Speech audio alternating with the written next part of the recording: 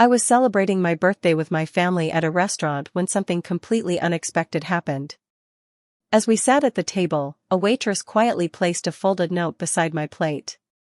I opened it and felt my body go cold. "Don't drink that." I froze. My heart started pounding, but I didn't react right away.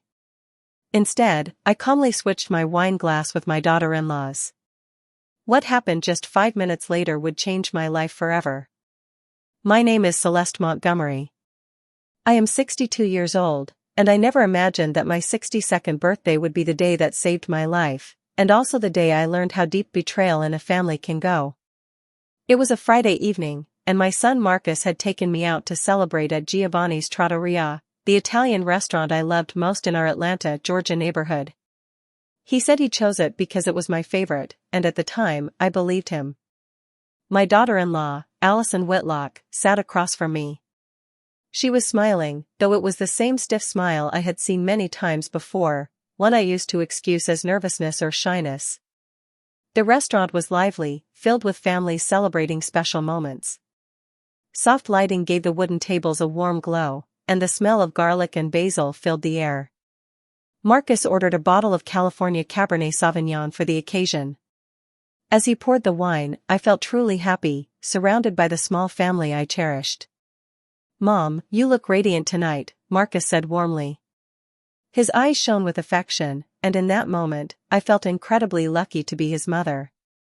Allison nodded along, her smile still not reaching her eyes, but I was too wrapped up in the happiness of the evening to pay much attention. We placed our orders. I chose my usual chicken parmesan, the dish I always got here. Marcus ordered spaghetti bolognese, while Allison chose a Caesar salad, mentioning that she was watching her figure. During dinner, the conversation flowed easily. Marcus talked about his job at the State Farm office downtown, and I shared stories about my garden and the senior yoga class I had recently joined at the local YMCA. Still, something felt off. A quiet tension seemed to follow Allison. When Marcus focused on me, she watched him closely with an expression I couldn't quite understand. Her fingers tapped nervously on the table, and she checked her phone several times, trying, and failing, to be subtle. When it was time for the toast, Marcus stood up and raised his glass. "To Mom," he said, his voice full of emotion. "For being the strongest woman I know, for raising us with so much love after Dad passed, and for teaching me what real resilience looks like." His words filled my heart, and tears gathered in my eyes. Allison lifted her glass as well. "To Celeste," she said, her voice sounding strained, "for being such a special mother-in-law." The brief pause before the word special caught my attention, but I chose to ignore it. Just as I lifted my glass toward my lips, someone approached our table. A young waitress with brown hair pulled back into a ponytail leaned in, pretending to wipe the table. In one smooth motion, she slid a small folded note beside my plate. Neither Marcus nor Allison noticed. The waitress, Jada Reynolds, as I later learned, looked straight at me with urgency in her eyes before quickly walking away to serve another table. My heart began to race. With shaking hands, I carefully unfolded the paper beneath the table, making sure no one could see. The message was written clearly, urgently. "Don't drink that. Your life is in danger. Trust me." Everything around me seemed to stop. The sounds of the restaurant faded into the background, and it felt as if I were watching myself from a distance. For a brief moment, I tried to convince myself it was a cruel joke, but the look in the waitress's eyes had been too serious to ignore. I stared at my wine glass. Just moments ago, I had been looking forward to drinking it. Now it felt threatening. I forced my face to remain calm while my thoughts spun wildly. Marcus and Allison continued their conversation, completely unaware of what had just happened. "Excuse me," I said, keeping my voice steady. "I need to use the restroom." I stood up on unsteady legs and slipped the note into my pocket. As I walked away, fear and questions swirled in my mind. Inside the restroom, I read the note again, hoping the words would somehow change. The handwriting was feminine and hurried, but easy to read. There was no name, no explanation, only that terrifying warning. When I returned to the table, I tried to act normal, though inside I was shaking. I looked at my son and my daughter-in-law differently now. Marcus seemed perfectly fine, excitedly talking about plans to renovate their kitchen.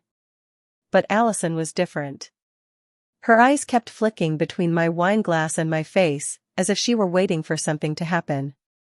That was the moment I made a decision that would change everything. When Marcus turned to call the server over for more bread, I took advantage of the distraction. With a quick, casual motion, I switched my wine glass with Allison's. The liquid looked identical, the same Cabernet we had been drinking all evening. "All right," I said, lifting the glass that now sat in front of me. "A toast to this beautiful family moment." Marcus smiled and raised his glass. Allison, unaware of the switch, raised hers too, the glass that had originally been mine. We drank at the same time. The wine tasted normal, but I could hardly register it.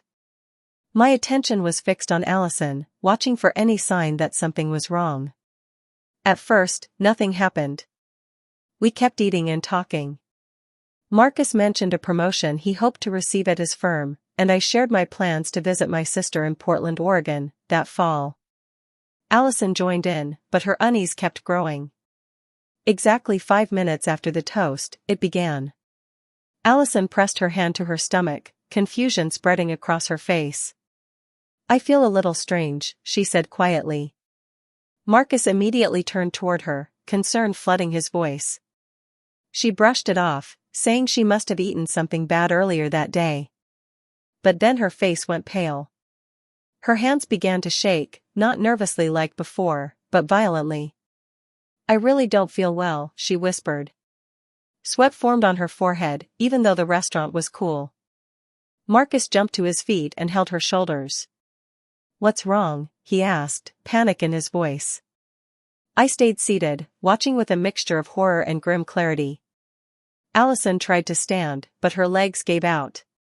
She collapsed back into the chair, her breathing uneven. Her eyes looked glassy, and her skin turned a frightening gray. "Call 911, I shouted at Marcus. My voice sounded strangely calm. The restaurant erupted into panic as other diners realized something was seriously wrong. While we waited for the paramedics, the words from the note echoed in my head, "Your life is in danger." And now I knew, with chilling certainty, that I had been the one in danger. The ambulance ride to St. Jude Medical Center felt endless. Allison lost consciousness, and the paramedics worked desperately to stabilize her. Marcus held my hand, his face filled with fear and confusion. I clenched the waitress's note tightly, as if it were the only proof that this nightmare was real. At the hospital, doctors rushed Allison away. Marcus and I were left sitting in hard plastic chairs under harsh fluorescent lights. The smell of disinfectant made my stomach turn. "I don't understand," Marcus said again, running his hands through his hair. "She was fine an hour ago. Maybe it was something she ate. Or a stomach virus." I stayed silent. I couldn't tell him about the note yet, not until I knew the truth. But deep inside, I knew this wasn't food poisoning. The waitress's warning rang in my head like an alarm.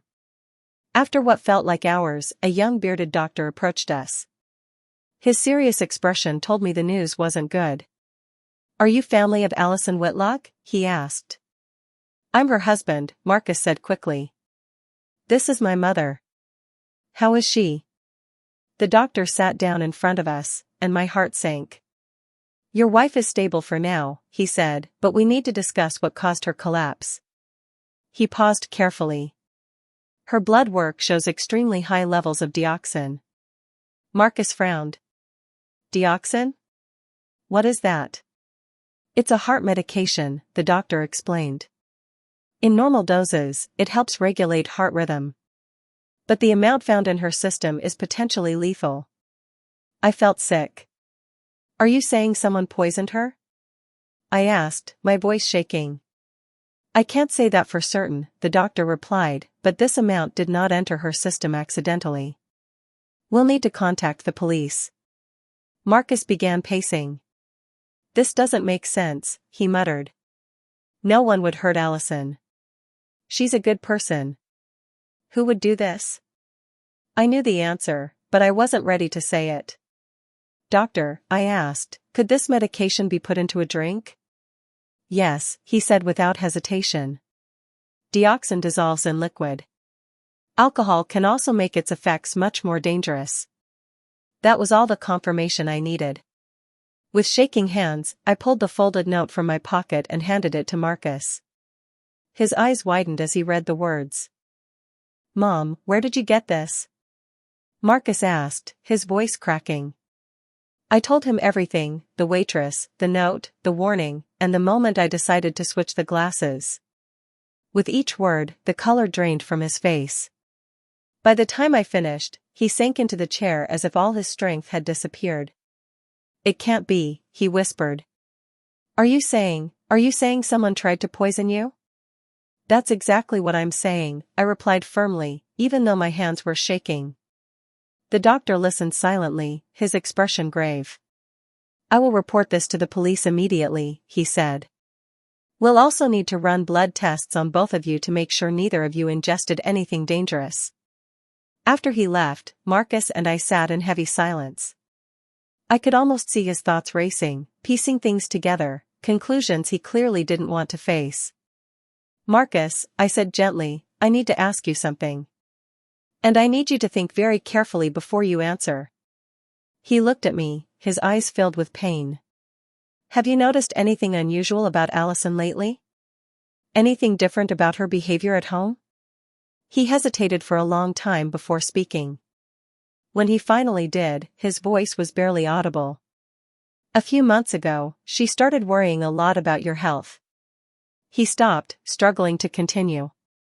What kind of worries? I pressed. She said you seemed confused sometimes, he admitted. That you forgot things. She said maybe we should start thinking about care options. My blood ran cold. Care options? I repeated. A nursing home? He nodded weakly. She said she'd researched some really nice places. That professional care would be better for you. Marcus, I said, my voice trembling, I'm not confused. I don't have memory problems. I'm fine. I know, he whispered. God, I know. But she was so convincing. She showed me articles about early dementia, talked about warning signs. I wanted to believe she was just looking out for you. What else? I asked, even though part of me didn't want to hear the answer. Marcus covered his face with his hands. Last month, she suggested I get power of attorney over your finances. She said it was just a precaution, in case something happened. His voice broke. I almost agreed. I thought it was the responsible thing to do. I felt sick. The picture forming in my mind was far worse than I had imagined. Allison hadn't just planned to poison me, she had been laying the groundwork to make my death seem expected, even reasonable. Is there anything else? I asked. After a long pause, he spoke again. 3 weeks ago, I found several bottles of pills in her purse. When I asked her about them, she said they were vitamins. But now that I think about it, I never actually saw her take them. Do you remember what they looked like? No. Small white pills. Different bottles. A lot of them. At that moment, a nurse approached us. Mrs. Montgomery? I'm Celeste Montgomery, I said. The police are here and would like to speak with you, she said. And the doctor wants to discuss something we found in additional tests. We followed her to a private room where 2 detectives and the doctor were waiting. The doctor looked even more serious than before. We've completed more detailed analyses, he said. And what we found is disturbing. He paused. Mrs. Whitlock didn't just have dioxin in her system. We also detected traces of other cardiac medications. It appears she had been ingesting small amounts over a long period of time. My world spun. Are you saying someone has been slowly poisoning me? I asked. That is the most likely explanation, the doctor confirmed. One of the detectives, a middle-aged woman with streaks of gray in her hair, leaned forward. I'm Detective Lieutenant Lee, she said. Mrs. Montgomery, have you been taking any medication recently? Have you noticed unusual symptoms? I thought back over the past months, the dizziness I blamed on age, the fatigue I brushed off, the moments of confusion that scared me but that I tried to ignore. Yes, I whispered. I've felt things. But I thought it was just getting older. Marcus squeezed my hand. Mom, why didn't you tell me? I didn't want to worry you, I said. And Allison told me it was normal for my age. The words hung in the air like an accusation. That was when the truth fully hit me. My own daughter-in-law had been trying to kill me slowly and deliberately, while convincing my son that I was losing my mind. The danger hadn't come from outside my life, it had been living inside my family. The days that followed felt unreal. Allison remained unconscious in the ICU, stable but unresponsive. Marcus barely left my side, as if afraid something might happen if he did. The guilt was written all over his face. Detective Lee visited me 3 times over the next 4 days. She was meticulous, sharp-eyed, and with every conversation, more pieces of the nightmare came together. Mrs. Montgomery, she said during one visit, we've looked into your daughter-in-law's background. What we found is troubling. We were sitting in my living room, the same room where Allison had often sat beside me, pretending to care for me during my so-called episodes. Now it felt poisoned by her lies. Allison worked as a certified nursing assistant for 5 years before marrying your son, the detective explained. She had access to medications and knew exactly how different substances affect the body. Marcus looked worse with every passing day. But why would she want to hurt my mom, he asked. I never thought she had a problem with her. Detective Lee glanced at me before answering. Mr. Montgomery, are you aware that you are the sole beneficiary of your mother's will? Yes, Marcus replied quickly. She's my mother. But I never wanted anything to happen to her for money. No, the detective said gently. But your wife did know about the inheritance. And our investigation shows she was pressuring you to have your mother change her legal documents. I remembered all those conversations where Allison urged me to get my affairs in order, insisted on coming to doctor appointments, always wearing that concerned smile and false compassion. There's more, Detective Lee continued. We found searches on Allison's computer. She was researching assisted living facilities for dementia patients, very expensive ones where residents rarely receive family visits. My stomach turned. She was planning to institutionalize me. That appears to be the case, the detective said. But it goes further. We also found searches on how to accelerate cognitive decline in the elderly and how to make cardiac-related deaths appear natural. Marcus stood abruptly and walked to the window, his shoulders shaking. My God, he whispered. What kind of monster is she? But I needed to say more. Detective Lee, I said, there are other things I need to tell you. Over the next hour, I explained everything. How Allison had started visiting more often months ago. How she always brought tea or snacks. How afterward I would feel exhausted, dizzy, confused. How she began questioning my memory in front of Marcus. She'd say things like, Celeste, you already told me that yesterday, or you just asked me that 5 minutes ago, I said. I started doubting myself. Marcus turned back from the window, horror etched across his face. And I believed her, he whispered. Every time she said you had an episode, I believed her. Detective Lee wrote everything down carefully. Do you remember a specific incident? Yes, I said, anger finally replacing fear. 2 months ago, she brought homemade soup for lunch. After eating it, I became so ill I had to lie down.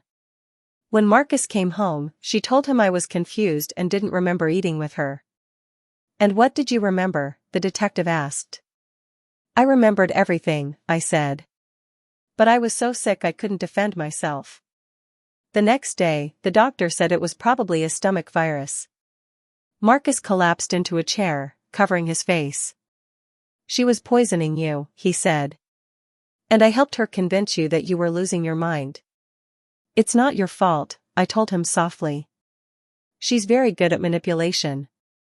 She fooled both of us. Detective Lee closed her notebook.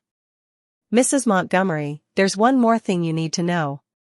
My stomach tightened. The waitress who gave you the note, Jada Reynolds, is a nursing student, she continued. Her grandmother died 2 years ago under circumstances very similar to what you've described. My blood ran cold. What do you mean? Jada's grandmother, Eleanor Washington, began showing signs of confusion and cognitive decline. The family believed it was natural dementia. She was eventually placed in an assisted living facility, where she died 6 months later from heart failure. I swallowed hard. And what does that have to do with me? The person who cared for Jada's grandmother, the one who convinced the family she needed institutional care, was Allison Whitlock, the detective said. At the time, she used her maiden name, Allison Peters. The silence that followed was unbearable. Marcus slowly lifted his head, horror filling his eyes. Are you saying my wife, she's done this before? That's exactly what we're investigating, Detective Lee replied. She explained that Jada had recognized Allison at the restaurant. For weeks, she had been quietly watching her, trying to confirm her suspicions. When she saw what appeared to be another family situation unfolding, she decided she couldn't stay silent. I thought of the young waitress who had saved my life, a stranger who showed more care for me than my own daughter-in-law. Where is Jada now? I asked. I want to thank her. She's fully cooperating with the investigation, Detective Lee said. And I believe she would like to speak with you as well. Marcus finally spoke, his voice breaking. Mom, I'm so sorry. I'm sorry I doubted you. I'm sorry I let her do this to you. I reached for his hands. They were cold and trembling. Marcus, listen to me, I said softly. Allison is an expert manipulator. This is not your fault. But I should have seen it, he insisted. I should have known something was wrong. How could you have known? I said gently. She played the role of the perfect daughter-in-law. Anyone would have believed she was being kind. Detective Lee stood. Mrs. Montgomery, we'll need you to come to the Atlanta Police Precinct tomorrow to give a formal statement. We'd also like you to speak with Jada Reynolds, if you're willing. Of course, I replied. I'll do whatever is necessary. After she left, Marcus and I sat quietly for a long time, the weight of everything pressing down on us. Marcus, I said at last, there's something you need to understand. During all those months when I felt confused and sick, the worst part wasn't the physical pain. It was believing I was becoming a burden to you. His eyes filled with tears. You were never a burden, Mom. Never. I know that now, I said. But when Allison kept talking about my mental decline, I felt like I was losing not just my mind, but your respect and your love. She knew exactly what buttons to push, Marcus said quietly. My biggest fear was losing you the way I lost Dad. Marcus's father had died of Alzheimer's when Marcus was 25. Watching that strong, intelligent man slowly disappear had devastated our family. Allison used that trauma against us, I said. She knew you'd be terrified of me following the same path, and she exploited that fear. Marcus nodded slowly. I fell straight into her trap.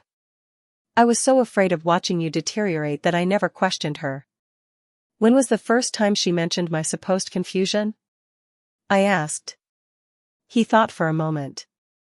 Shortly after Grandma Margaret passed away and left you that inheritance. My mother had died 8 months earlier, leaving me a significant sum of money I intended to pass on to Marcus. Suddenly, everything made sense. She knew about the money, I murmured. She knew everything, Marcus said bitterly. Your will. The inheritance. My fears about your health. She used all of it to build her plan. That night, lying awake and staring at the ceiling, I couldn't stop thinking about how close I had come to losing everything, not just my life, but my dignity, my independence, and my relationship with my son. Allison had planned to take it all, and she had almost succeeded. But she had underestimated one thing, the courage of a compassionate stranger who refused to look away. And that was her undoing. Jada Reynolds had the most determined eyes I had ever seen. When we met at a coffee shop near the Atlanta Police Department precinct, I felt an immediate connection. She was small, barely 23, but she carried a strength shaped by loss. "Mrs. Montgomery," she said, sitting across from me, "I've been waiting for this moment for 2 years." "Jada," I replied, holding her hands, "I don't have words for what you did. You saved my life." Her eyes filled with tears, though her voice stayed steady. "I wish I could have saved my grandmother." Over the next hour, she told me what had happened to her grandmother, Eleanor Washington, and the similarities were chilling. "My grandmother was the strongest woman I knew," Jada began. At 78, she was still gardening, cooking Sunday meals, and managing her own finances. She was completely independent. "How did she meet Allison?" I asked. "Grandma fell at a supermarket and injured her wrist. Allison was there. She introduced herself as a CNA and offered help. She seemed so kind, so concerned." Jada paused before continuing. "She started visiting regularly, bringing food, helping with groceries. She said she was lonely and that caring for Grandma made her feel useful." "And your family welcomed her," I said. "Yes," Jada nodded. "My parents were working nonstop. I was in college. Allison felt like a blessing." "When did things change?" I asked. "After about 2 months," Jada said. "Allison started mentioning small things, forgotten conversations, the stove being left on, repeated stories. Small but worrying details." My stomach tightened as I recognized the pattern. "At first, we resisted," Jada continued. "But she was convincing. She showed us articles about dementia, talked about warning signs. Then Grandma started looking more tired. Sometimes she sounded confused on the phone." She wiped her eyes. "The worst part was that Grandma began doubting herself. She told me, 'Jada, I think something's wrong with me. Allison says I forget things.' That's exactly what happened to me," I whispered. "Then Allison suggested a specialized residence," Jada said. "A place called Serenity Pines. Expensive, but supposedly excellent." "And your family agreed?" I asked. "Not at first," she said. "But Allison pushed. She said we were selfish for keeping Grandma at home." "How long was your grandmother there?" 6 months, Jada replied, her voice breaking. 6 months before she died of what they called natural heart failure." My chest tightened. "When I visited her," Jada continued, "Grandma whispered that Allison came often, always bringing special vitamins the doctor had prescribed. Did you look into those?" I asked. "I tried," she said. "But it was too late. After Grandma died, they told me her medical records were confidential." Jada took a deep breath. "My grandmother had never had heart problems. Ever." "What did you do then?" I asked. "I investigated on my own," she said. "I found out Allison had worked at that facility before becoming a CNA. I also discovered other elderly residents who declined suddenly and died of heart issues." "Did you tell the police?" "I did," she said. "But I had no proof. They told me these things happen all the time. No one wanted to listen to a grieving college student."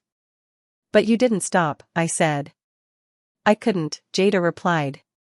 "When I saw Allison in that restaurant, it felt like seeing a ghost. I'd been following her quietly for weeks," Jada continued. "I was trying to gather proof. When I saw her with you and noticed how closely she watched your wine glass, I knew she was about to do it again." "How did you know it was the wine?" I asked. "I saw her slip something into your glass while you and your son were distracted," Jada said. "It was subtle, but I was watching her specifically. In that moment, I had to choose, stay silent and risk another person dying, or act without solid proof." "Thank God you acted," I said. Jada nodded, her expression serious. "What scares me most is thinking about how many others she's hurt, people like my grandmother and like you. How many families were destroyed because one woman decided she could gain money and control by manipulating vulnerable elders? Later that afternoon, Marcus picked me up after my meeting with Jada. On the drive home, I told him everything I'd learned about Allison's pattern. "Marcus," I said carefully, "I need to ask you something else. And I need you to be completely honest." "Of course, Mom." "Did Allison ever talk to you about my will or my finances?" He stiffened. "Yes. About 3 months ago, she started bringing it up a lot. She said it was important to get your affairs in order because of your supposed mental decline." "What exactly did she suggest?" "She wanted me to convince you to give me power of attorney," he said. "She also said you should put the house in my name to avoid legal issues later." My blood turned cold. "And what did you think about that?" "At first, I resisted," he admitted. "It felt too soon. But Allison kept pushing. She said it was the responsible thing to do." "Marcus," I said quietly, "did I sign anything recently that I don't clearly remember?" His silence told me everything. "Marcus," I pressed, "I need the truth." 2 weeks ago, he finally said. "Allison told me you'd had a bad episode. She said you were confused and worried about your finances. When we came over, you did seem disoriented. She had documents ready, said your lawyer recommended them. You said you wanted to sign them." "What documents?" "A limited power of attorney," he said, "and an addition to your will." I felt sick. "An addition?" I asked. "She said you wanted a clause that would give me immediate control over your assets if you were declared mentally incompetent." My hands trembled. "Marcus, I never asked for those documents. I never spoke to my lawyer. She drugged me to make me appear confused and manipulated me into signing papers I would never have agreed to in my right mind." Marcus pulled the car into a parking lot and covered his face. "My God, Mom. I was an idiot. I should have questioned everything." "This isn't your fault," I said. "She spent months preparing you to believe I was sick. By the time she acted, you were already conditioned to accept her version of reality." "What do we do about the documents?" "Tomorrow, we go straight to my lawyer," I said. "We void everything. Allison will never touch a single dollar of my money."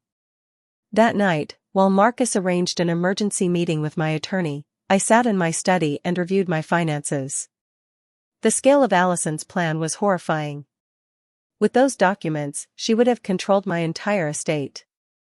Once I was placed in a facility as a dementia patient, she could have kept me medicated, isolated, and powerless, and eventually ended my life, just as she had with Jada's grandmother. It was a flawless plan, built by a woman who had turned manipulation into a weapon. But she made one fatal mistake. She underestimated a young woman who refused to forget her grandmother. Allison woke from the coma 4 days after drinking the poison meant for me. When Detective Lee called, I felt both relief and dread.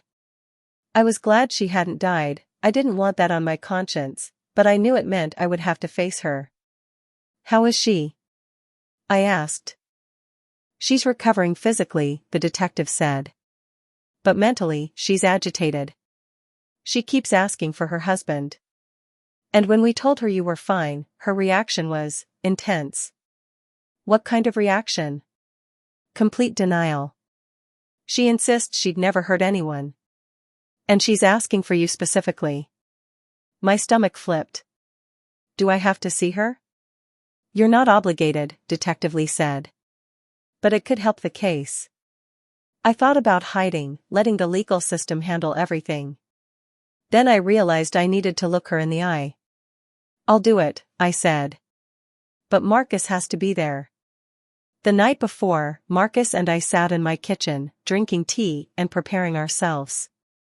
"You don't have to do this," he said. "We can let the police handle it." "Yes, I do," I replied. "I need to see her.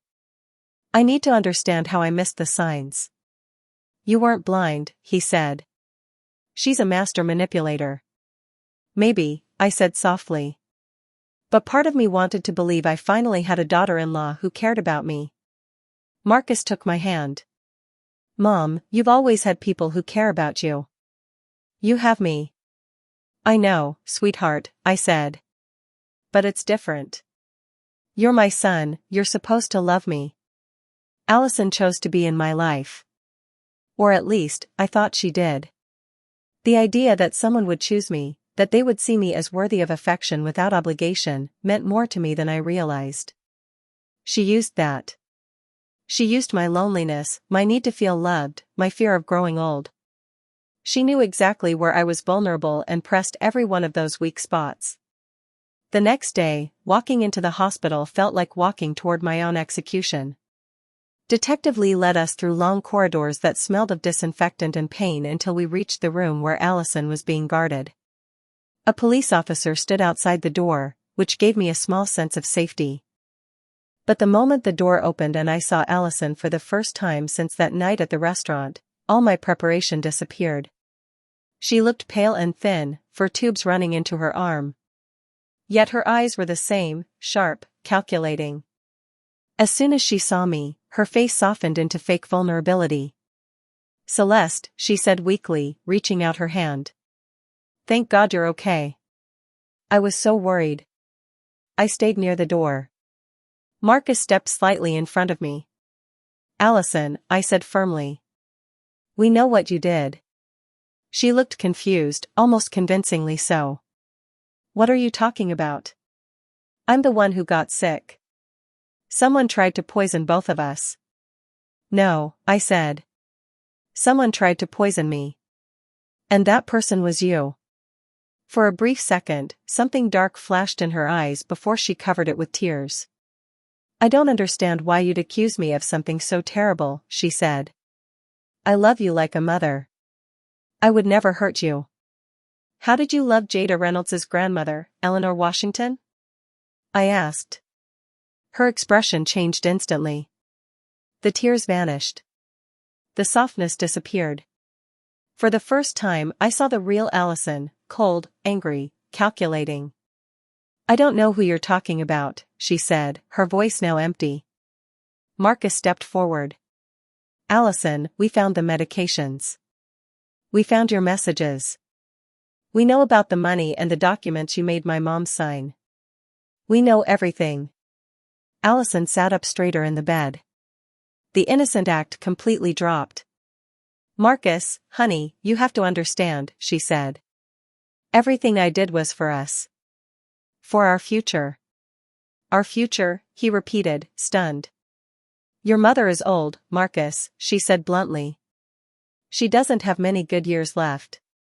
Wouldn't it be better if she spent them in proper care while we built a life together without constantly worrying about her?" The way she spoke about me, as if I were a problem to be managed, made me sick. "And the money?" Marcus asked. "Was this all about the money?" Allison sighed, annoyed. "Money matters, Marcus. Your mother won't live forever. Why shouldn't we be comfortable? She doesn't need all that money in a nursing home." "Are you talking about killing me?" I asked, my voice shaking but steady. She looked at me with pure hatred. "I'm talking about being practical." "How were you practical with Jada's grandmother?" I asked. Her smile turned cruel. "Eleanor Washington was lonely. She was going to die anyway. I made sure her last months were comfortable, and that her money stayed with her family. I was the only one who truly cared about her." Marcus was trembling with rage. "How many people have you hurt?" "I haven't hurt anyone," she said coldly. "I gave them a peaceful transition." "A peaceful transition?" I said. "You poisoned them." "I kept them comfortable," she replied. "No pain. No fear. More than most people get at the end of their lives." Detective Lee finally spoke. "Mrs. Whitlock, are you admitting that you intentionally caused the death of Eleanor Washington and planned to do the same to Celeste Montgomery?" Allison realized too late what she had said. She tried to take it back, blaming confusion and medication, but the damage was done. Everyone had seen who she truly was. I stepped closer, staying out of her reach. "For months, you made me doubt my own mind," I said. You made me feel useless, like I had no value. But I survived. And I will make sure you never do this to anyone again." Her eyes burned with fury. "Stupid old woman," she hissed. "You should have been grateful. I was going to give you a dignified death." Marcus moved toward her, but I stopped him. "She can't hurt us anymore," I said quietly. As we left the room, it felt like I had finally faced the monster that had haunted my life for months. It was terrifying, but freeing.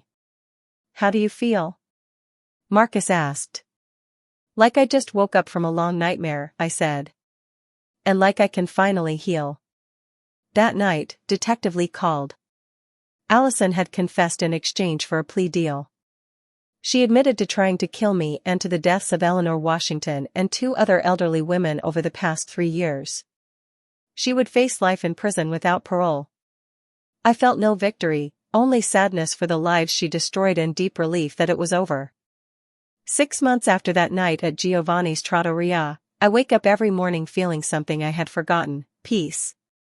I trust my mind again. I trust myself. Marcus visits every Sunday, and our relationship is stronger than ever.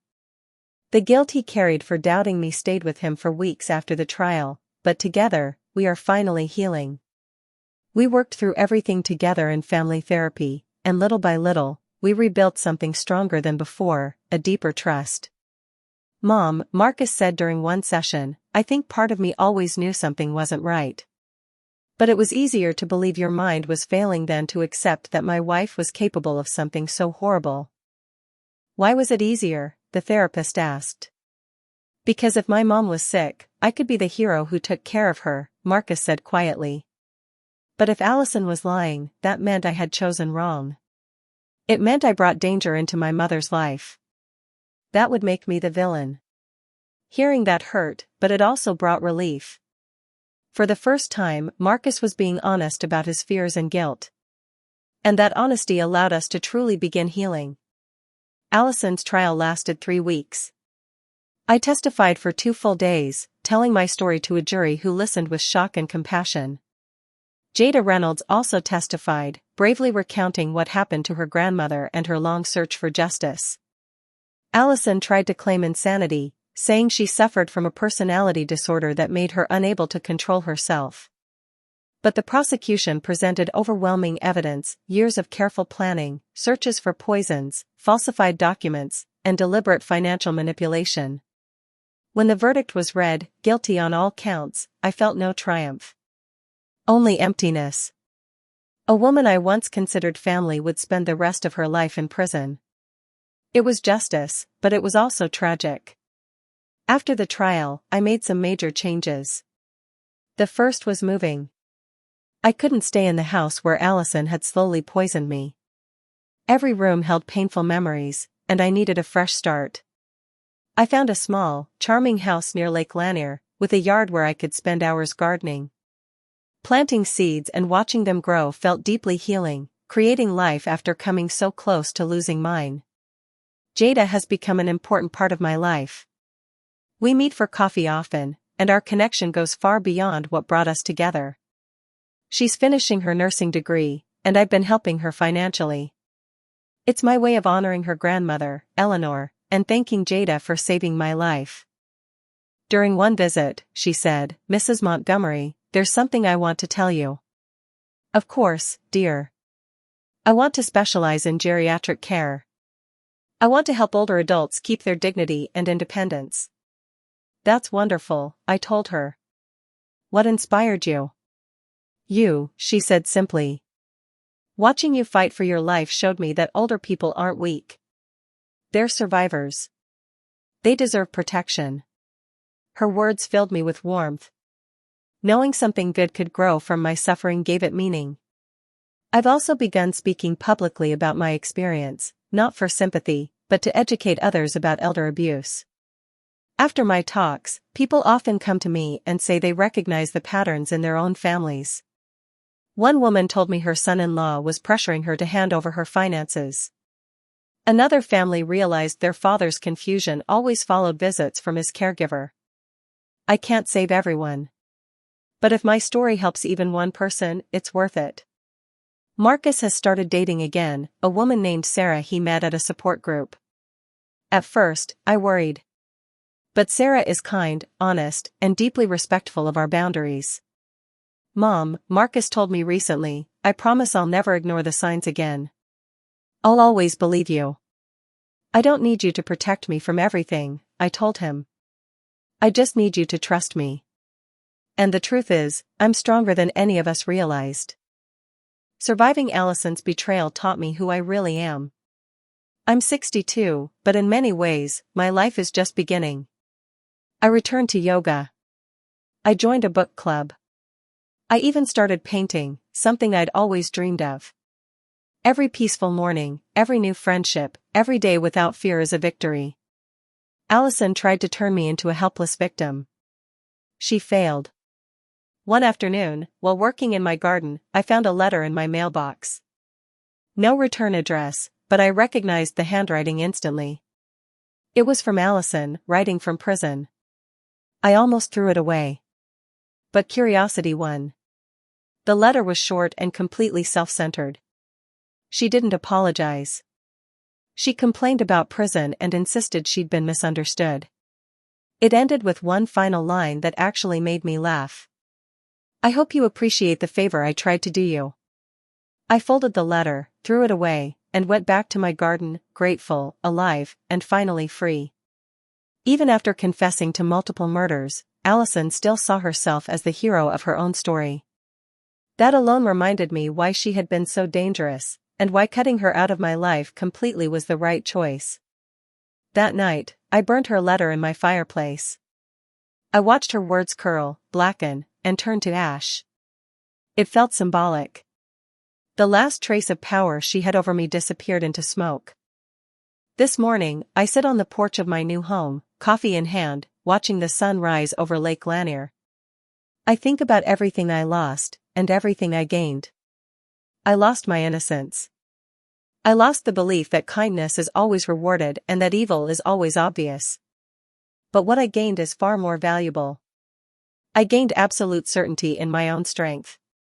I gained the wisdom that comes from surviving the unthinkable. I gained a deeper, more honest relationship with my son. And I gained the peace of knowing that my story is helping protect others. Marcus will be here in an hour for our Sunday lunch. We'll cook together, just like we did when he was a child, something we stopped doing after Allison entered our lives. It's a tradition we've reclaimed, along with so many things I thought were gone forever. As I wait for him, I think of those who weren't as fortunate. Eleanor Washington and the other victims never had the chance to rebuild their lives. But their memory lives on through the work Jada and I continue to do to prevent elder abuse. At 62, I've learned that life can change in an instant. It can turn into a nightmare without warning, but it can also become something beautiful when you least expect it. The key is to keep fighting, even when hope feels distant. My name is Celeste Montgomery. I survived an attempted murder by someone inside my own family. I share my story not as a victim, but as a warrior who refused to be silenced. Every day I wake up free, healthy, and in control of my life is my sweetest revenge against anyone who thought they could destroy me. Did you like this story? Which city are you listening from? Let me know in the comments. If you'd like to support this channel, you can send a super thanks so I can continue bringing you more real-life stories like this. Thank you for your kindness and support. On the screen, you'll see 2 more life stories I highly recommend. There's so much more on the channel, don't forget to subscribe. See you in the next life story. With love and respect.